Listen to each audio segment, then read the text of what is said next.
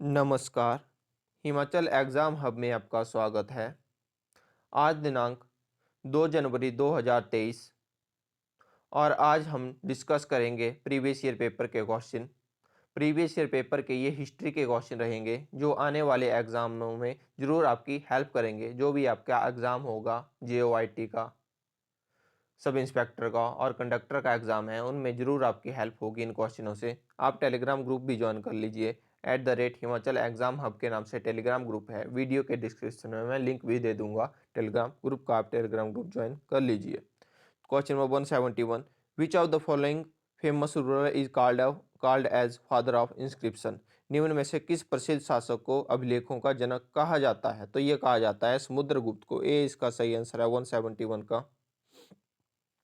अगर हम बात करें समुद्रगुप्त की, तो जो हरिसेन रचित प्रयाग प्रस्ती में समुद्रगुप्त के बारे में बताया गया है। क्वेश्चन इस तरह से पूछा जाता है पेपर में कि जो समुद्रगुप्त के बारे में किस में बताया गया है? तो हरिसेन रचित प्रयाग प्रस्ती में समुद्रगुप्त के बारे में बताया गया है।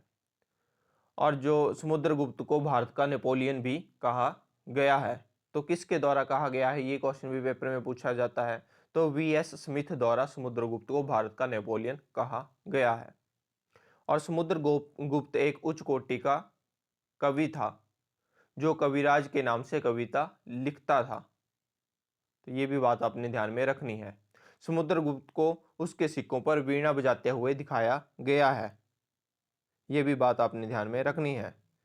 और श्रीलंका के शासक मेघवर्मन ने गया बिहार में एक बौद्ध मंदिर के निर्माण की अनुमति पाने के लिए अपना दूत समुद्रगुप्त के पास भेजा और अनुमति प्राप्त की।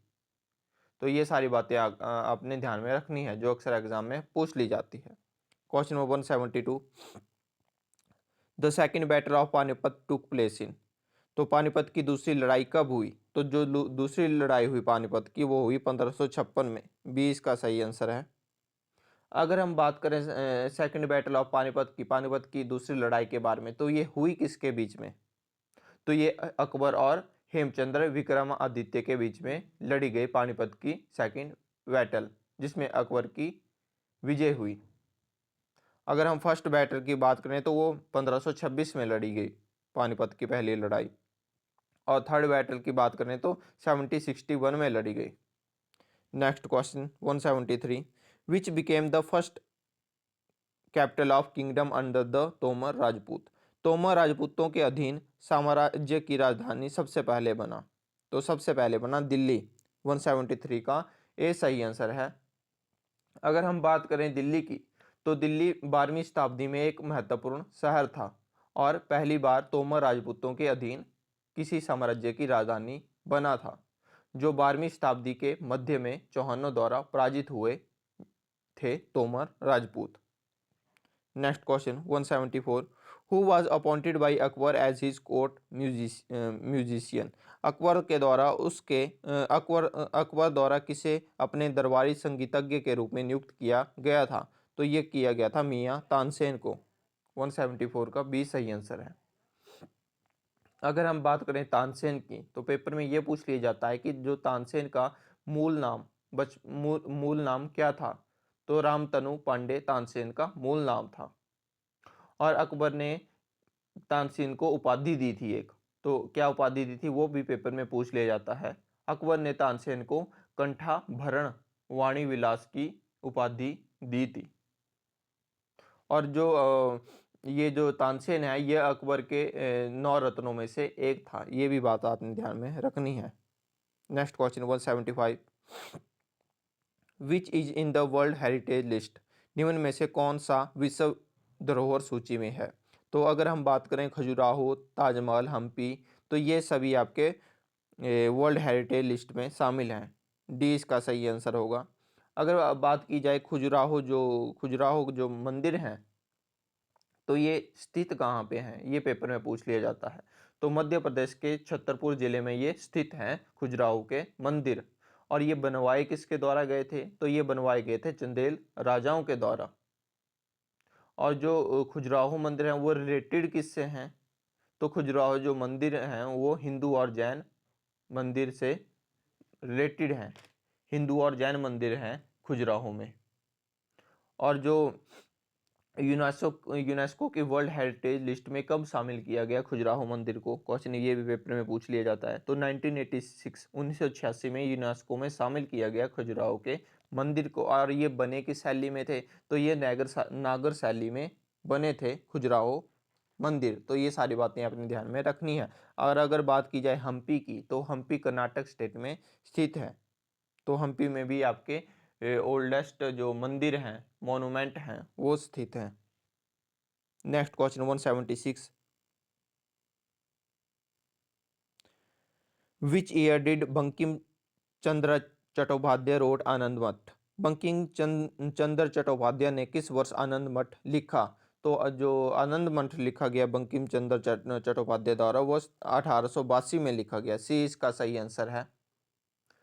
और अगर बात की जाए बंकिम चंद्र चट्टोपाध्याय की, तो बंकिम चंद्र चट्टोपाध्याय ने नेशनल सॉन्ग जो आपका वंदे मातरम है, वो भी इनके द्वारा लिखा गया, जो आनंद मठ से लिया गया है वंदे मातरम। और जो वंदे मातरम है वो संविधान सभा द्वारा कब अपनाया गया? ये क्वेश्चन पेपर में पूछा जाता है।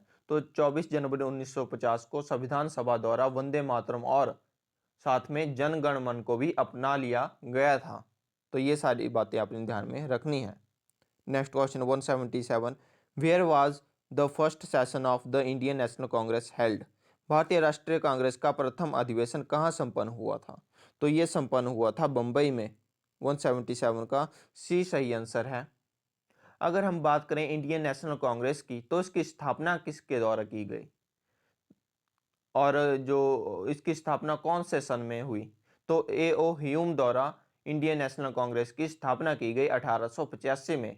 और ए.ओ. ह्यूम थे कौन? तो ये एक सिविल सर्वेंट थे। ये बात आपने ध्यान में रखनी है।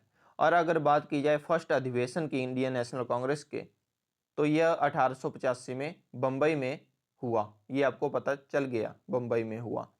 और इसके जो फर्स्ट अध्यक्ष थे वो कौन थे इंडियन नेशनल कांग्रेस के फर्स्ट अधिवेशन के? तो उमेश चंद्र बनर्जी इसके प्रथम अध्यक्ष थे इंडियन नेशनल कांग्रेस के पहले अधिवेशन के। तो ये बात आपने ध्यान में रखनी है। Question number 178, constituent assembly of India was formulated on the recommendation of? Bharat की संविधान सभा का निर्माण किसकी अनुशंसा पर हुआ? तो जो भारत की संविधान सभा है इसका निर्माण हुआ आपका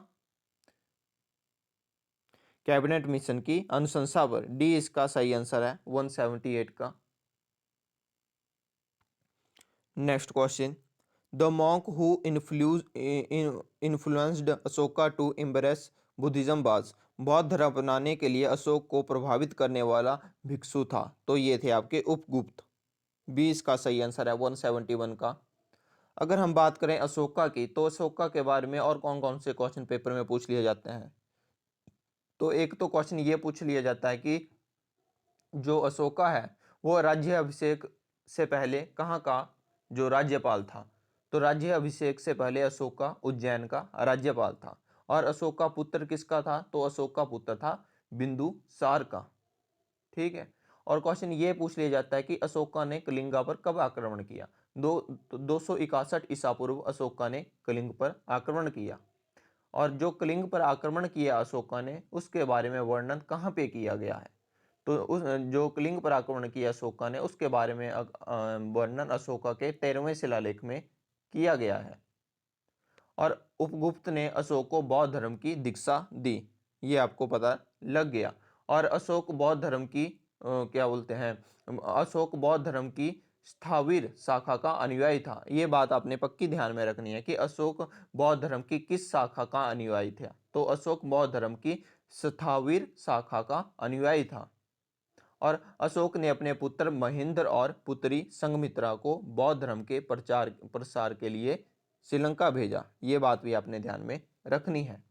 और अशोक के अभिलेखों में उसको किस नाम से बुलाया गया है? क्वेश्चन ये पेपर में पूछ लिया जाता है। तो अशोका के अभिलेखों में उसको देवनाप्रिय नाम से बुलाया गया है। और जो एक तो क्वेश्चन ये बनता है अशोका से कि जो कलहण द्वारा लिखी राजतरंगिणी के अनुसार अशोक ने किसकी स्थापना की? तो अशोक ने स्थापना की आपकी श्रीनगर की। और इसके बारे में लिखा गया है आपका कलहण लिखित राजतरंगिणी में। Next question 172, who was the author of Kadambari, जो कादम्बरी के लेखक कौन थे? तो अगर बात की जाए कादम्बरी की तो उसके लेखक थे बाणभट्ट, ये इसका सही आंसर है। अगर बाणभट्ट के बारे में बात की जाए तो बाणभट्ट ने और क्या क्या लिखा? एक तो बाणभट्ट ने कादम्बरी की रचना की, एक तो हर्षचरित्र की रचना की बाणभट्ट ने। और बाणभट्ट किसका दरबारी कवि था? तो बाणभट्ट दरबारी कवि था आपका हर्षवर्धन का। और क्वेश्चन पेपर में हर्षवर्धन से भी पूछ लिए जाते हैं कि हर्षवर्धन जो है वो किसके द्वारा पराजित किया गया। क्वेश्चन इस तरह से पेपर में पूछ लिया जाता है। तो हर्षवर्धन को चालुक्य राजा पुलकेशन द्वितीय ने नर्मदा नदी के किनारे हराया था। नदी भी पूछ ली जाती है कि किसके नदी के किनारे हराया था, तो नर्मदा नदी के किनारे हराया था। और कौन कौन आया था हर्षवर्धन के शासनकाल में? तो चीनी यात्री हेनसुआंग हर्षवर्धन के शासनकाल में भारत आया था। तो ये बातें आपने ध्यान में रखनी है। Next question number 173, the Gupta Saka was founded by, गुप्त शक की स्थापना किसने की थी? तो जो गुप्त शक की स्थापना है वो की गई थी आपके चंद्रगुप्त प्रथम के द्वारा। ये इसका सही आंसर है 173 का। अगर बात करी जाए चंद्रगुप्त प्रथम की तो क्वेश्चन ये पेपर में पूछ लिया जाता है कि तो महाराजा धीराज की उपाधि किसने धारण की? तो ये धारण की चंद्रगुप्त प्रथम ने। और क्वेश्चन ये पूछ लिया जाता है पेपर में कि जो लिच्छवी 72 किसे कहा जाता था? तो कहानी इस तरह से है कि जो चंद्रगुप्त प्रथम थे उन्होंने शादी की थी लिच्छवी राजकुमारी से, और उस राजकुमारी का नाम था कुमार देवी। कुमार देवी के साथ चंद्रगुप्त ने शादी की थी जो लिच्छवी राजकुमारी थी, और उनसे एक पुत्र हुआ समुद्रगुप्त, और समुद्रगुप्त को लिच्छवी दोहित्र कहा जाता है। तो ये बात आपने ध्यान में रखनी है। Next question 174, Harshavardhana was defeated by, Harshvardhan को किसने हराया? तो अगर बात की जाए हर्षवर्धन की तो इसको हराया आपका पुलकेशन द्वितीय ने। अभी ये क्वेश्चन हमने ऊपर डिस्कस किया देखो डिटेल में, और ये नीचे आ गया क्वेश्चन। तो इस तरह से डिटेल में आपका मतलब जो भी क्वेश्चन डिस्कस करने से फ़ायदा हो जाता है। Next question 175, the famous Jain centre in south India is situated at, दक्षिण भारत में प्रसिद्ध जैन केंद्र कहाँ पर स्थित है? तो ये स्थित है आपका स्वर्ण बेलगोला में। डी इसका सही आंसर है। अगर बात की जाए स्वर्ण बेलगोला की तो यह कहाँ स्थित है? तो यह कर्नाटक में स्थित है। और क्या हुआ था कि जो चंद्रगुप्त मौर्य थे वो आखिरी समय में स्वर्ण बेलगोला में रहे थे, वहीं पे इनकी उन्होंने प्राण अपने त्यागे थे। और चंद्रगुप्त जो मौर्य थे वो उन्होंने जैनिज्म एक्सेप्ट किया था, जैनिज्म स्वीकार किया था। और चंद्रगुप्त मौर्य जैन मुनि भद्रबाहु के साथ स्वर्णबेला गए थे, और वहीं पे उपवास के द्वारा उन्होंने अपने शरीर के प्राण त्यागे थे। तो ये सारी बातें अपने ध्यान में रखनी है। Next question 176, the architect of Humayun Tom was, Humayun के मकबरे का वास्तुकार था। तो जो हुमायूं के मकबरा था उसका वास्तुकार था आपका मिराक मिर्जा। सी इसका सही आंसर है 176 का। अगर बात की जाए हुमायूं की तो क्वेश्चन ये पूछ लिया जाता है कि हुमायूं का मकबरा स्थित कहाँ पे है? तो दिल्ली में स्थित है हुमायूं का मकबरा। और हुमायूं थे कौन? तो हुमायूं बाबर का सबसे बड़ा पुत्र था। क्या हुआ था कि जो चौसा की लड़ाई हुई थी 1539, और जो बिलग्राम की लड़ाई हुई थी, बिलग्राम की लड़ाई को कन्नौज की लड़ाई भी कहते हैं, तो ये 1540 में हुई थी। इसमें हुमायूं हार गया था शेरशाह सूरी से। तो ये एक तो ये बात में ध्यान में रखनी है लड़ाइयाँ आपकी। एक तो ये बिलग्राम की लड़ाई हो गई, ये चौसा की लड़ाई हो गई। तो इसमें शेरशाह सूरी के द्वारा हरा दिया गया था आपके हुमायूं को। और हुमायूं की मृत्यु कैसे हुई? क्वेश्चन ये पेपर में पूछ लिया जाता है। तो जो लाइब्रेरी की सीढ़ी से गिरने के कारण हुमायूं की मृत्यु हुई। क्वेश्चन मकबरे भी पूछ लिए जाते हैं इनके, कि जैसे इससे पूछ लिया जाता है पेपर में कि बाबर का मकबरा कहाँ स्थित है? तो बाबर का मकबरा आपका काबुल अफगानिस्तान में स्थित है। और अकबर का मकबरा पूछ लिया जाता है। अकबर का मकबरा सिकंदरा आगरा में स्थित है। जहांगीर का मकबरा पूछ लिया जाता है। जहांगीर का मकबरा लाहौर पाकिस्तान में स्थित है। शाहजहां का मकबरा आगरा में स्थित है। औरंगजेब का मकबरा दौलताबाद महाराष्ट्र में स्थित है। बहादुर शाह जफर का मकबरा यागून म्यांमार में स्थित है। तो ये सारी बातें आपने ध्यान में रखनी है। Question number 177, under the administration of Shivaji Peshwa was referred to as. Shivaji के शासनकाल में किसे पेशवा के नाम से संबोधित किया जाता था? तो ये किया जाता था चीफ मिनिस्टर को, मुख्यमंत्री को। सी इसका सही आंसर है, मुख्यमंत्री को आपके शिवाजी के टाइम पेशवा के नाम से संबोधित किया जाता था। तो ये थे आज हिस्ट्री के क्वेश्चन जो हमने डिटेल में डिस्कस किए। आई होप आपको वीडियो पसंद आई होगी। अगर वीडियो पसंद आई हो तो चैनल को सब्सक्राइब और वीडियो को लाइक जरूर करें। धन्यवाद।